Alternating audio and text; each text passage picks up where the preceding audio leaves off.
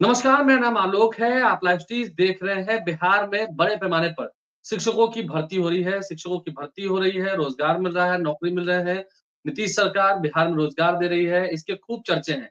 देखिए, इस बात को लेकर ही अब बिहार में सरकार की जो स्वरूप है, गठबंधन का जो स्वरूप है, वो भी बदल चुका है। ख़ैर इन सब चीज़ों पर हम बात नहीं करेंगे, वो तो राजनीतिक बातें हैं। हमारे साथ बिहार के चर्चित आईएएस डॉक्टर रंजीत सिंह जी हैं, गुजरात कैडर के हैं, 2008 बैच के हैं, आईएएस हैं और सबसे बड़ी शैली इनकी ये है, सबसे बड़ी ख़ासियत इनकी है कि पढ़ाते भी हैं। कई सारी इनकी किताबें जो हैं, वो मार्केट में आई हुई हैं। हमारे साथ खुद सीधा जुड़ रहे हैं रंजीत सिंह जी। ये कई सारी किताबें जो हैं आपकी मेरे पास हैं, प्रभात पब्लिकेशंस के द्वारा भेजी गई हैं, उन्होंने बताया है। एनसीईआरटी बेस्ड देखिए, ये एनसीईआरटी बेस्ड किताबें जो हैं हम उनसे ही शुरुआत करेंगे। एनसीईआरटी और बिहार टेक्स्ट बुक की बात आप अक्सर करते हैं। इन किताबों में क्योंकि पहले भी जो स्टूडेंट रहे हैं, इन किताबों से गुज़र चुके हैं। क्या क्वेश्चन्स मैच करते हैं? सीधा सबसे पहला सवाल तो ये होता है सर, क्या क्वेश्चन्स इससे मैच करते हैं? ऐसा होती है?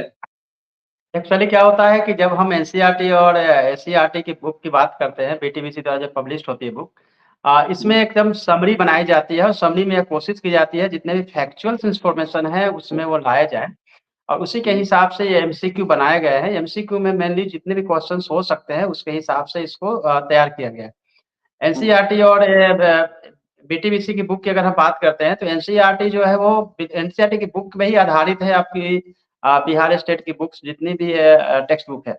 बट क्या है कि कई ऐसे चैप्टर्स हैं या फिर हायर क्लास में अगर देखेंगे तो दोनों में डिफरेंस नज़र आता है। इसीलिए और कई जगह आप देखें कुछ मिसप्रिंट भी है या कुछ फैक्ट जो है वो अलग-अलग आते हैं। ऐसे में जी। एनसीईआरटी की बुक्स में जो फैक्ट दिए गए हैं वही फाइनल फैक्ट होता है। एंड नहीं, बुक्स हम जब जो भी आप कोई भी समानाध्ययन किताब देख रहे हैं, इस किताब में लिखा हुआ है कक्षा 1 से लेकर 12 तक, यानी कि बस ये एक किताब जो समान अध्ययन की है, ये प्राइमरी, सेकेंडरी और हायर सेकेंडरी तीनों के लिए काम करेगी ये किताब।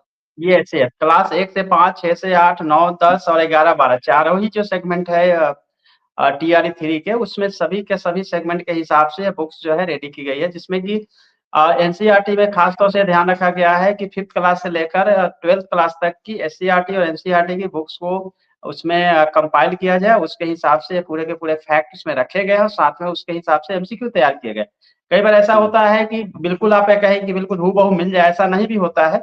बट हेड एंड टेल के हिसाब से अगर देखें तो क्वेश्चंस जो है आपको मिलेंगे और वो हुँ। हो सकता है मल्टीपल चॉइस जो क्वेश्चंस है उसमें ऑप्शन अलग-अलग हो सकता है, लेकिन आपको क्वेश्चंस के जो है वो पैटर्न्स उसके हिसाब से आपको क्वेश्चन तो मिलेंगे ही। बट इतना मतलब ज़रूर है माइंडसेट कि थोड़ा आप गलत इससे है। प्रैक्टिस से ज़रूर करिए, माइंडसेट थोड़ा गलत है। प्रैक्टिस तो करते रहिए बट आपको एनसीईआरटी बुक्स को भी एक बार ज़रूर जो है आपको रीडिंग करनी चाहिए। नहीं बीपीएससी आलोक के जी। माध्यम से जो बहाली हो रही है, बिहार से बहाली हो रही है, टीआरई 3 की हम बात करें, गणित और विज्ञान की किताब है। अब हम प्रैक्टिस सेट्स की बात करते हैं, प्रैक्टिस सेट्स हैं, ये मेरे हाथ में हिंदी की प्रैक्टिस सेट है, फिर गणित और विज्ञान की है, इसके अलावा मेंटल एबिलिटी टेस्ट के लिए भी जो एक अलग से किताब आपने जारी करवाई है, वो भी हमारे पास है। तो जो प्रैक्टिस सेट्स हैं, एक दिन में कितनी प्रैक्टिस सेट कर जाएँ हम? एक दिन में कम से कम 2 प्रैक्टिस सेट ज़रूर करना चाहिए और उसके हिसाब से करना चाहिए कि किस क्लास की आप प्रिपरेशन कर रहे हैं। क्योंकि अगर गणित और विज्ञान की बात करें तो मैथ एंड साइंस की तो क्लास 6 टू 8 का है जिसमें कि प्रैक्टिस सेट उसमें दिए गए हैं। और हिंदी में भी हुँ। देखेंगे तो हिंदी 9, 10 और 11, 12 दोनों ही क्लास के जो प्रैक्टिस सेट हो सकते हैं जो यूनिवर्सिटी हुँ। एग्ज़ाम्स के हिसाब से सिलेबस है। क्योंकि सिलेबस में हुँ। कोई भी चेंज बीपीएससी ने नहीं किया है, इसीलिए जो वो पहले से भी चली आ रही है उस बुक्स को भी आप देख सकते हैं। जिन्होंने टीआरई 1 या 2 भी दिया होगा तो वो भी उसको देख सकते हैं, लेकिन कम से कम 2 प्रैक्टिस सेट एक इवनिंग और एक मॉर्निंग के टाइम में ज़रूर करना चाहिए, जिससे कि आपको पता चले कि आपकी एक्यूरेसी कैसी क्योंकि इसका केवल फ़ायदा यह नहीं है कि आप अपनी एक्यूरेसी को देखें, बल्कि ये भी फ़ायदा है कि जो बबल्स है जिनको कलर करना पड़ता है जिसमें कि अगर आपने प्रैक्टिस नहीं की है तो हो सकता है कि 120 को करने में आपको 20 मिनट लग सकता है, लेकिन अगर आपने प्रैक्टिस किया है तो वो 8 से 10 मिनट में हो जाता है, यानी कि 10 मिनट्स का आप वहाँ पे सेविंग कर सकते हैं, तभी हो सकता है जब आप प्रैक्टिस करेंगे। अदरवाइज़ क्या होता है कि अच्छे इंटेलिजेंट स्टूडेंट होते हैं, वो क्वेश्चन सोल्व तो कर लेते हैं, लेकिन उनको लगता है कि चलो बबल करते हैं, बबल करते-करते उनकी जो है टाइम ओवर हो जाती है और फिर आपको पता है कि ओएमआर शीट उनको देना पड़ जाता है इन्विजिलेटर को। नहीं 7 तारीख से परीक्षा शुरू होनी है, तब तो समय भी काफ़ी कम बच गया है। तो इसमें प्रैक्टिस सेट्स की संख्या बढ़ानी होगी, दिन-रात उसमें झोंकना आप होगा उससे स्टूडेंट। उसके हिसाब से देख सकते हैं जिनकी भी रिवीजन हो गई है, उनको प्रैक्टिस सेट जो है वो 3 मैक्सिमम कर सकते हैं, लेकिन ज़्यादा प्रैक्टिस सेट करने से भी आप प्रॉब्लम ये होता है कि अगर आप क्वेश्चन अच्छे से अटेम्प्ट नहीं कर पा रहे हैं, तो आपको हो सकता है कि एंग्जायटी शुरू हो जाए, आपको लगे कि भाई हमारा तो सॉल्व नहीं हो रहा है, तो अब ज़्यादा घबराहट हो जाएगी। इसलिए रिवीजन जो है वो तो करना ही है, लेकिन प्रैक्टिस सेट जो है वो 2-3 से ज़्यादा आप कर ही नहीं सकते, बहुत ज़्यादा प्रैक्टिस सेट नहीं कर सकते हैं, क्योंकि मेरी जो बुक है वो 15 से 20 प्रैक्टिस सेट वाली है, तो आप ल नेक्स्ट 5 डेज़ में आपकी प्रैक्टिस सेट पूरी हो जाती है। इसलिए नहीं, ज़्यादा प्रैक्टिस सेट प्रैक्टिस तो है सेट कि करने की मतलब ज़रूरत नहीं। जैसे हम सोशल साइंस की देख रहे हैं, तो ये तो फिर चैप्टर वाइज़ भी है। हर चैप्टर से कौन-कौन से क्वेश्चन्स आ सकते हैं, उसके एक्सप्लेनिंग के साथ इस किताब में दी हुई है। तो बहुत सारी किताबें आपकी हैं, जो ऑनलाइन, ऑफलाइन दोनों ही जगह अवेलेबल है, तो इसमें आपने हर चैप्टर के हिसाब से दिया है, नहीं? चैप्टर वाइज़ भी दिया हुआ है। चैप्टर के हिसाब से भी क्वेश्चंस बनाए गए हैं। कई बार कई ऐसे स्टूडेंट हैं जो कि 1 से 5, 6, 8, 9, 10, 11 वाला सभी के लिए एग्ज़ाम दे रहे हैं। उनके लिए तो सभी को पढ़ना ज़रूरी हो जाता है। लेकिन बहुत सारे हुँ। ऐसे स्टूडेंट हैं मैक्सिमम जो कि 1 से 5 और फिर 6, 8 में ही एग्ज़ाम देने वाले हैं। तो उनके लिए बुक जो है वो ज़्यादा अवेलेबल नहीं है। 2 से 3 ही बुक है जिसको कि पढ़ने के लिए एक भी काफ़ी होता है, और अभी हालाँकि डिटेल्स प्रोग्राम बीपीएससी ने अनाउंस नहीं किया है। फिर भी जो है आपको मान के अभी समय चलना मिल पड़ेगा सकता है। कि जो मार्च में 7 से अभी समय कहा और गया मिल उसी सकता हिसाब है। से एग्ज़ाम चल। अभी समय और मिल सकता है। यस, हो सकता है। I am not sure.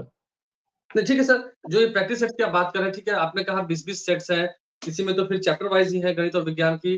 तो फिर ऐसे में आपको लगता है कि इन प्रैक्टिस सेट्स को जितनी जल्द हम कंप्लीट करेंगे, तो एक कॉन्फिडेंट लेवल बढ़ेगा, वहाँ पे हम डरेंगे नहीं और आराम से इम्तिहान जो है वो निकल जाएगा। फर्स्ट टाइम में ही अटेम्प्ट 2 करेंगे और वो निकल 2 जाएगा। बात का ध्यान रखना है कि प्रैक्टिस सेट जब भी बनाते हैं तो केवल यह नहीं देखना है कि क्वेश्चन के साथ जो चॉइसेस 4 दिए गए हैं उसी में से आपको देखना है, बल्कि ये भी देखना है कि प्रैक्टिस सेट आप कर रहे हैं तो आप इस बात को भी देखिए कि किस सब्जेक्ट से आपका कम क्वेश्चन बन रहा है, या जिस हुँ, सब्जेक्ट को अगर आप सोल्व कर रहे हैं उस सब्जेक्ट में कौन से ऐसे चैप्टर्स हैं जहाँ से आपका बिल्कुल ही क्वेश्चन नहीं बन रहा है, या उस चैप्टर या टॉपिक्स के बारे में कुछ भी आपको जानकारी नहीं मिल पा रही है। तो उस टॉपिक पे जाके वापस जो है, जो भी आपके पास नोट्स है या बुक्स है, उसको आप रिवाइज़ कर सकते हैं।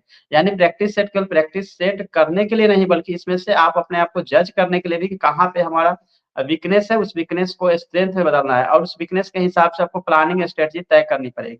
तो जब भी आप प्रैक्टिस सेट को बनाएँ, तो इस बात को ज़रूर देखें कि कौन से सब्जेक्ट, कौन से चैप्टर से आपके कम क्वेश्चन बन रहे हैं, तो उसके हिसाब से आप कर सकते हैं। यानी कि आप अपने आप को बैलेंस कर सकते हैं और अपने आप को जाँच सकते हैं, अपने आप को आप वर्कआउट कर सकते हैं, कहाँ पे हमें करना चाहिए।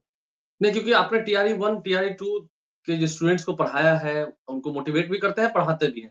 तो उनसे जब आपकी बातचीत होती है तो क्या आपके प्रैक्टिस सेट्स एकदम वहाँ पर काफ़ी कारगर साबित हो रहे हैं? क्योंकि ये बड़ा सवाल होता है, पढ़ाई तो होती है क्योंकि आपने कहा एनसीईआरटी टेक्स्ट बुक की बात की आपने, लेकिन प्रैक्टिस सेट से भी इससे काफ़ी लाभ होता है, आपने उनका माइंडसेट जाना है एग्ज़ाम के बाद। देखिए प्रैक्टिस प्रैक्टिस सेट ऑलवेज़ बनाना चाहिए, क्योंकि कोई भी अगर प्रैक्टिस सेट अगर आप नहीं करते हैं, कुछ भी, नॉर्मल से अगर हुँ, साइकिल भी सीखनी होगी तो आपको जब तक चलाना नहीं सीखेंगे, गिरेंगे नहीं तब तक सीखेंगे नहीं। क्रिकेट अगर आपको खेलना है तो भी आपको नेट प्रैक्टिस करनी होती है। बिना प्रैक्टिस किए हुए एग्ज़ाम में आप जा ही नहीं सकते हैं। केवल पढ़ाई करके जाएँगे, बिल्कुल आप फेल होने के लिए रेडी रहिए, क्योंकि प्रैक्टिस सेट जो है आपकी एक्यूरेसी के साथ-साथ आपको टाइम मैनेजमेंट भी बताता है और एग्ज़ामिनेशन हॉल के हिसाब से आपको मेंटली रेडी करता है। इसलिए इसका हुँ। होना बहुत ज़रूरी है, नंबर 1। नंबर 2 यह है, ऐसा नहीं कि प्रैक्टिस सेट से आप एग्ज़ाम क्रैक कर जाएँगे, बल्कि आपको एनसीईआरटी, एससीईआरटी की जो बुक्स है, उसको देखना ही पड़ेगा। नहीं, ज़्यादा अगर किताबों में प्रॉब्लम हो रही है तो मेरी भी है। मेरी टेलीग्राम चैनल पे सभी सब्जेक्ट का पीडीएफ एमसीक्यू के अवेलेबल है, आंसर जहाँ है, से वो कर एक्सप्लेनेशन भी है। सकते हैं। जी, एमसीक्यू के आंसर्स है, एक्सप्लेनेशन भी है। इसमें हाँ, एक्सप्लेन भी किया एक्सप्लेनेशन के हाँ, यस, यस, एक्सप्लेनेशन के साथ उसको देखना चाहिए, क्योंकि आप एडिशनल इन्फॉर्मेशन भी उसपे आपको मिल जाता है।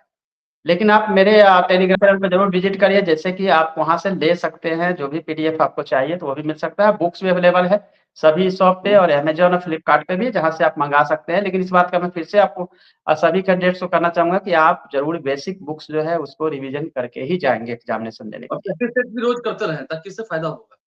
प्रैक्टिस सेट जैसे करते रहना रोज़ चाहिए, प्रैक्टिस सेट करना रोज़ एक बहुत ज़रूरी टेस्ट है। से आप खुद गुज़रेंगे। जी। आप खुद एक टेस्ट से रोज़ गुज़रेंगे जब प्रैक्टिस सेट आप कवर करेंगे। हाँ, जब आप टेस्ट से गुज़रेंगे तभी आपको पता चलेगा कि आपको किस लेवल तक अपने आप की तैयारी हो पाई है। क्योंकि सर नेगेटिव मार्क्स तो इस बार भी नहीं है, तो इस बात की थोड़ी-सी दिल में कोई नेगेटिव मार्किंग अब दिक्कत नहीं नहीं है। रहेगी बीपीएससी द्वारा, लेकिन हाँ, फिर भी जो है आप तुक्का मारेंगे तो बहुत आंसर नहीं कर पाएँगे। हाँ, इतना ज़रूर है कि एलिमिनेशन मेथड को अपनाना चाहिए छात्रों को, क्योंकि अगर एलिमिनेट करके अगर आप आंसर करते हैं, तो जहाँ आप कुछ भी नहीं जानते हैं, वहाँ भी आप आंसर करने की स्थिति में होते हैं और आप वहाँ पे मैक्सिमम मार्क्स जो है अचीव कर सकते हैं। उम्मीद है कि 7 से ही परीक्षा शुरू होगी, कहीं फिर तारीख ना बदल दी जाए। कई लोगों के दिमाग में ये भी है।